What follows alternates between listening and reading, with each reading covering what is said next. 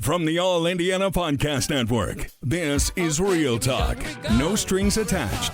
The podcast brought to you by the youth of Indianapolis, using this platform and their voice to touch on vital topics they believe impact their communities. Here's the Real Talk team for some real talk, no strings attached.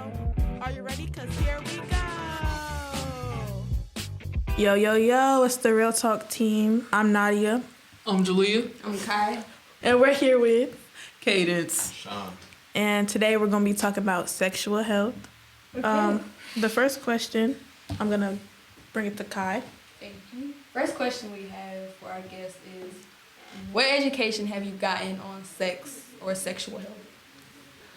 I've received information on sexual health from my parents, other authority figures in my life, so the teachers. I'm sure everybody knows about the puberty videos and, oh, if you're a girl, you're going to get your period. If you're a boy, your voice is going to get deeper. You know what I mean? And it's all talking about the hormones and, what to expect. Right. But I think also just learning about contraceptives and how to have safe sex, consent, sexual assault, I think is very good to learn about. And just, what to do if, maybe you're in a situation where sorry. Maybe if you're in a situation you're a woman and, what to do if you maybe think you're pregnant and, you know what I mean, and how to prevent that. And just, just keeping yourself safe and make sure that, you trust the person that you're choosing to have sexual relations with. I heard you stop for a minute at the end of your sentence. And I feel like an important question to ask is, why does it feel so taboo to talk about sex? I think it seems very taboo to talk about sex because our society deems sex as a taboo and kind of promiscuous and very racy. And it's even when I'm out in public, I'll be with my Nana and we overheard this girl talking about her sex life. She's like, yeah, I ain't gonna get into all of it. But, and even my Nana, she was like, why is she talking about that in public? Just passing judgment. And so I think people, I think it's even for me, I feel like I don't really want to hear about somebody else doing that either. You know what I mean? I think it seems like something that you kind of talk about in private, you know what I mean? Especially going into details. I'm I don't think really anyone wants to hear about that. But I think we should kind of talk about it more, especially how to be safe, because I feel like a lot of kids today, they don't really have enough insight on, all of that. Even kids in college, me, I'm a freshman, and there's even kids that don't even know how to stay safe at parties, and you know what I mean? Just I think it's very important. There is some that we're sorely lacking. I think this generation also definitely has a lot more experience with talking about sex because it's not as frowned upon as previous generations. Mm-hmm. That is very true. Actually, even some parents are go ahead and do it. But I kind of want to hear from Sean now. What you gotta say? For me, I ain't learned about sexual health. I ain't learned about sexual health in school. I was just taught by my parents and stuff like that. How to use a condom, how diseases, sicknesses can come from having sexual intercourse. Sexual health should be taught even before sexual intercourse, having sex. I feel the moment the hormones first kicking in, I find that's the moment you should start being taught the different things that's possible to happen. Because in today's society, it's teenagers, male, female, whatever, it's all about having sex, but it's not about having sex. It's not about the awareness of what might happen, the pregnancies, all the different things as a male, what would produce into females. None like that is being taught in school, honestly. So I feel like it is a big deal for teens today to be taught sexual health at home and in schools. Okay. Well, for my nice little question. With that, do you feel in schools, because let's be honest, a lot of kids, they do be, you know what I'm saying, in the bathrooms or at parties and stuff at school. Happened so many times, yeah. There's They do be literally having so sex. many. They do have some sex in the bathrooms and stuff, like especially at homecoming and prom.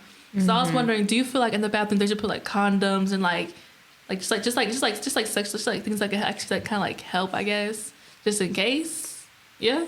I would say yes. I mean, like, even going into, like, the women's restroom, like, they always have, like, tampons and pads.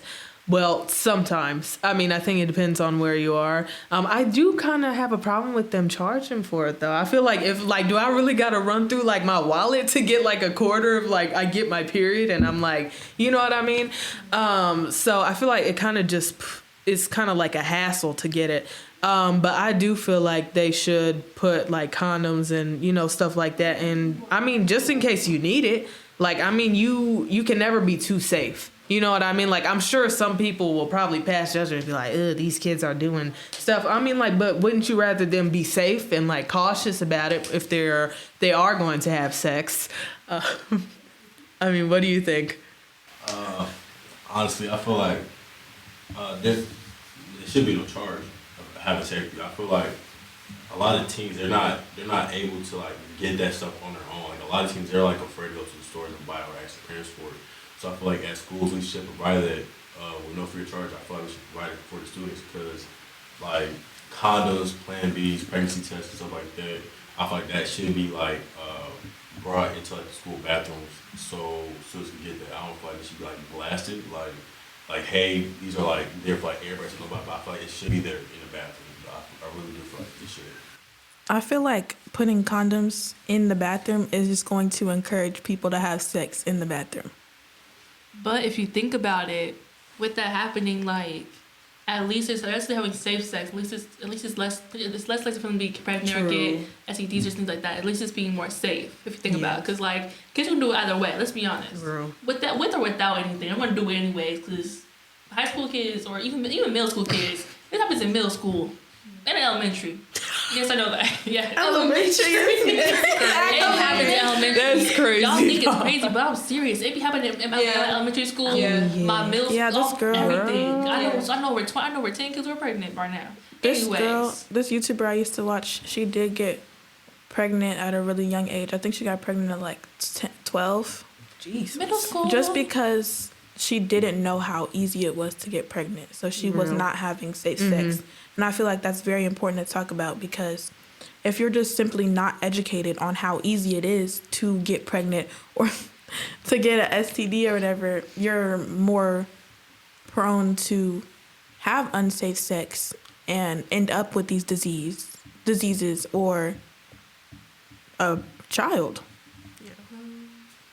I want to add on something. I don't think it's just, I think talking about the safety and protection while having sex is important, but I also think adding comfort to that discussion is critical.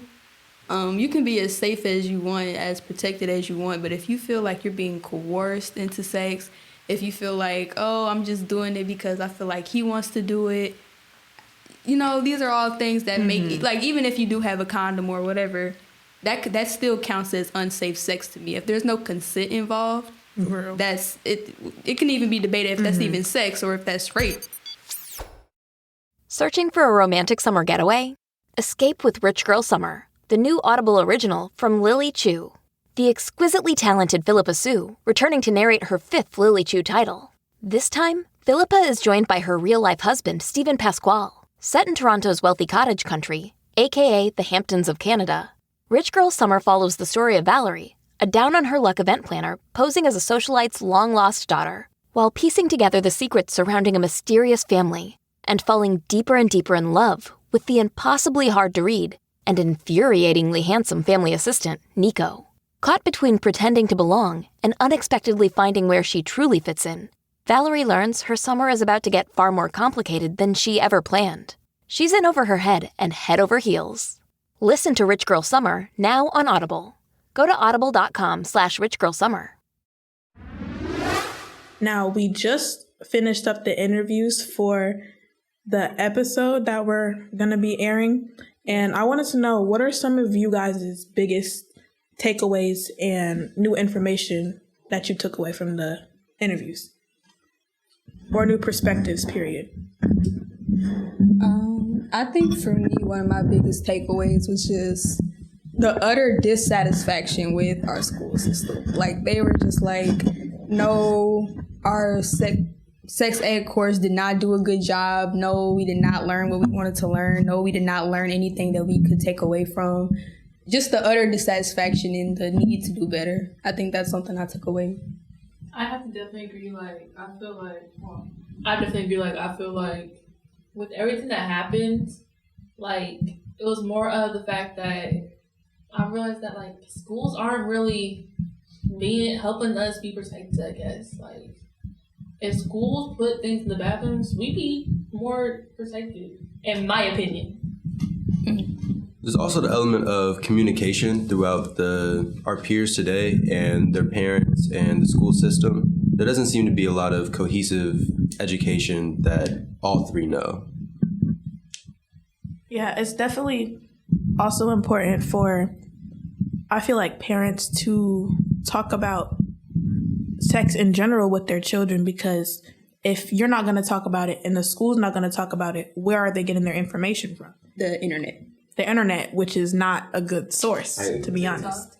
And we saw a lot today that a lot of our individuals that we had on the interviews today didn't really have a good sense of where they could get that information from, whether that was from their school system or that was for their parents. There's not as much of someone that they can go to that knows what they need to know to help them out throughout this process. Okay, those are some pretty good takeaways, but are there any opinions that people shared that you agreed or disagreed with? I think just like the whole double standard of like women engaging in sex and men engaging in sex, like I do think that our society is a lot more okay with men being more sexual. I mean, like, even in like, I think just people kind of like, you know, try to like portray men to be more sexual by nature.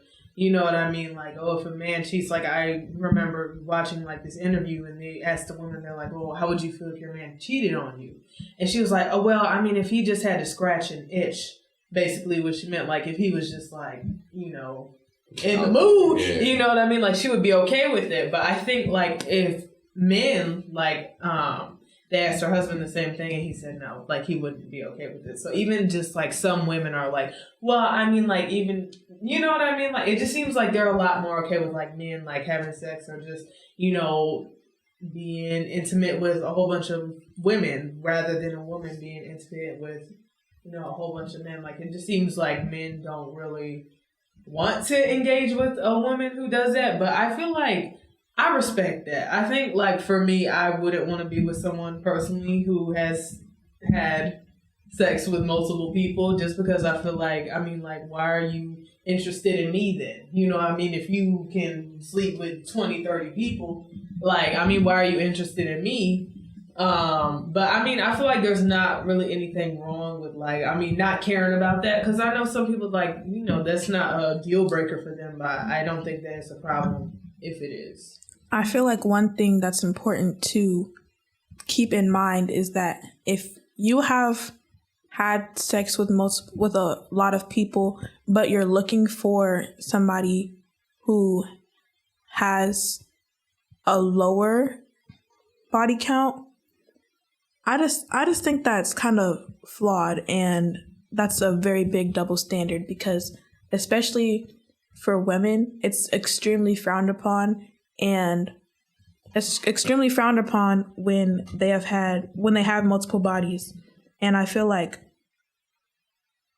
it shouldn't be. It shouldn't be. If you are also a man that has multiple bodies, you shouldn't shame women for having multiple bodies, because how does that make sense? And then you're saying it's not the same thing when it literally is the same thing.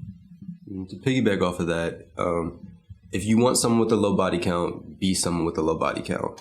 If you don't care, then it is what it is. I definitely agree with that. Like, I feel like if you're somebody who has like, if you're a male and you have like 20 bodies, and then you want a girl who's like either a virgin or who has like probably even like 2, you overstepping a little bit, because how you going through with 20 people and the church only have 2? How are you bopped out and want somebody? Exactly. Like, altogether, if you want somebody with a low, if you want a virgin, be a virgin yourself, or at least have one. I have to say, like, don't overstep it all the way through. And again, a girl can have 2 bodies and it's okay. And a male, if they're over 10, that's not okay. I don't care what any of y'all say. Over 10 is over 5 is not okay. If you want to grow 2 body count to the 2, that's a body count, and you have over 5 where you have 5, that's not okay. Go lower. Period. I feel like the reason that there is such a stigma and negative connotations with women having a high body count is because women are supposedly, quote unquote, seen as like innocent and pure, and if they have multiple bodies, that just kind of counteracts that. So I feel like that's why men think it's so terrible when women have a certain amount of bodies. But with men, they're like Kanan said, seen as more sexual publicly, and it's if a man has multiple bodies, then they get praised for it and they get like a pat on the back, basically. I want to kind of relate this back to young people too. Like when we see a 16-year-old, 15-year-old, 14-year-old girl who is pregnant or has a baby, it's always like, oh, she's this, she's that. But we don't ever talk about like the young man who got her pregnant, like the young man who made the decision not to use protection, or the young man who made the decision to, like it takes 2 to make a baby, but for some reason it's always put on the young girl to be smarter, where, oh, you should have did this, but we never take the young man into account. But I think there should be more responsibility on both parties, not just more on the man or not even man, the boy or the girl. But yeah. I definitely agree with that, because it, like you said, it takes 2 people to have a baby, and the women should not always be blamed for getting pregnant, because A, it could be non-consensual, B, like she could have took the steps to remain safe and he could have disregarded that. So I feel like it's important to think about those things before you go and shame somebody who got pregnant at a young age. Think about their circumstances and how would you feel if you were in their shoes. Yeah. Especially because like abortions are so frowned upon, and like quote unquote killing a baby is so frowned upon in our culture, like, but then we blame 16-year-olds for having a baby. And then we also don't give people access to like free contraceptives.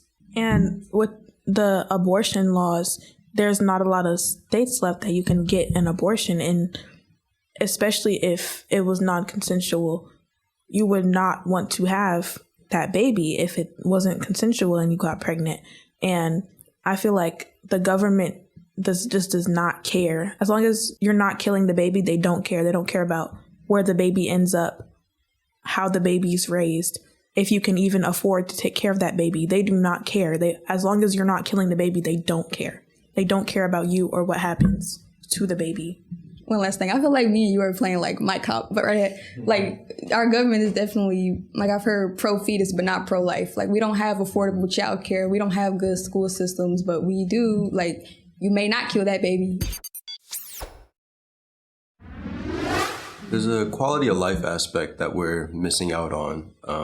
When you say, yes, we're keeping the baby, or there is a baby in general, from the governmental perspective, we can talk about that. We don't tend to do extra work to make sure that that baby that's made has a sound home, sound education, sound lifestyle.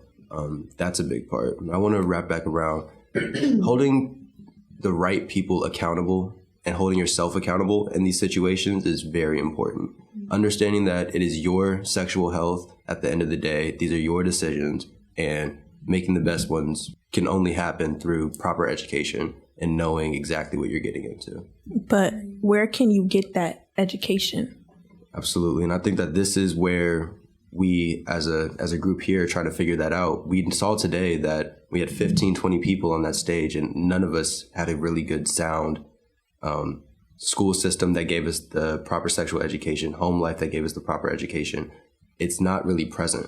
We probably have to revamp what that even looks like in the long run. Speaking back on that, on what Nas said, when it comes to the case that we don't have the education, we have to take accountability on ourselves. We have to take it upon ourselves to educate ourselves. But again, we might be misled because it's something on Instagram. It might be something on TikTok that may not just be right. That may not be right, because when I interviewed Nas, he talked about condoms. Yes, it's a 99% chance it'll work, but it's a 1% chance that it won't. And that 1% happens too much in our community. So we have to educate ourselves on the aftermath, not really beforehand going to the clinic. Because you can't go to the clinic before I'm just gonna be real. You can't go to the clinic anymore before you put it in. It's done. You put it in. So when the case comes and you see, the double lines on the pregnancy test, hey, it's on you, bro. So. And I feel like when people have unsafe sex and then the girl finds out she's pregnant, some of the times, if it's a young couple or whatever, the man gets so mad at the girl sometimes.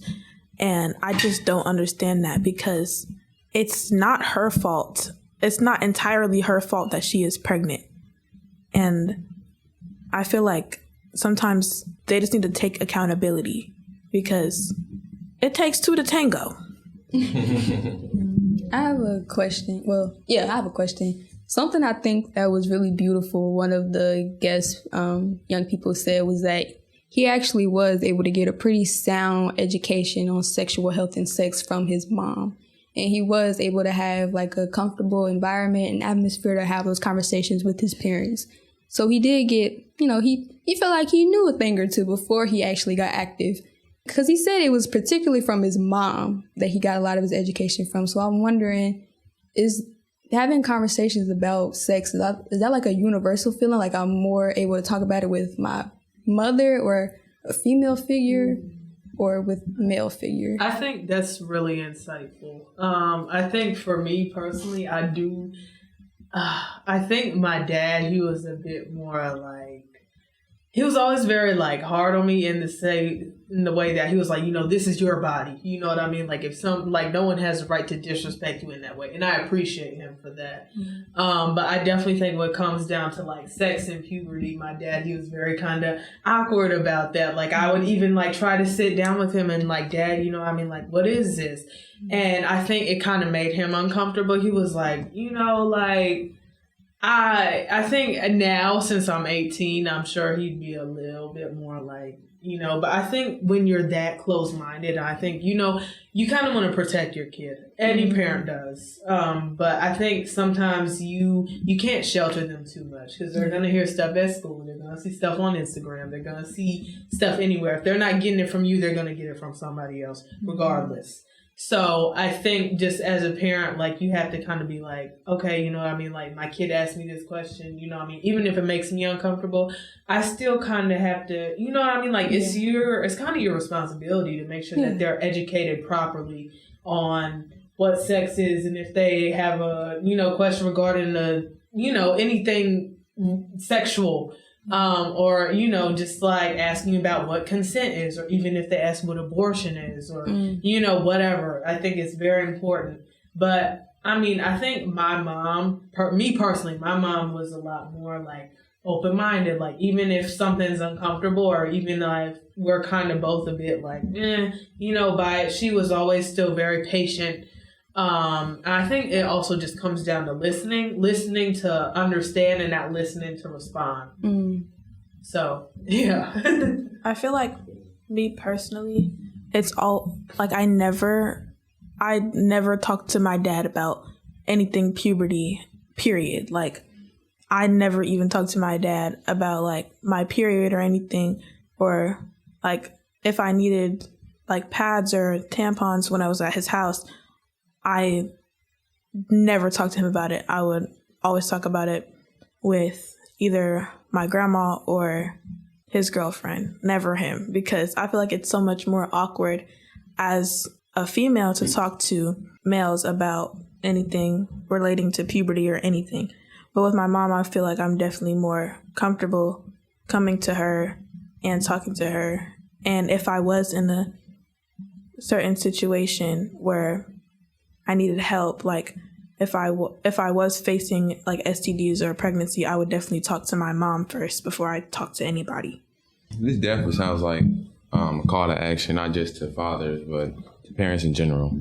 No matter if they're daughters or sons, listen to them. You know, if they need something, you have a duty as a parent to provide them with the best that you can. You know, you may not have the best that there is, but you can provide them with the best that you can. So. I think we also see that a lot of parents are also kids that are just a little bit more grown up. Yeah. And they might not have all the answers, but if you are a parent, it is your duty to learn. And there are resources out there, and hopefully with these conversations, we can connect those resources to people more often to better educate the parents on how to guide their children through these processes. I feel like just trying your best. That's all you can really do. As a parent, just try your best to be there for your kid. Even if you don't agree with what they're doing, shaming them is not going to fix the situation. It's just going to make them feel worse about themselves than they probably already do. So I feel like just be there for your kid. And if, as a kid, listen to what your parents have to say sometimes, because most of the time they're going to be right. But yeah, I think that's a wrap, y'all.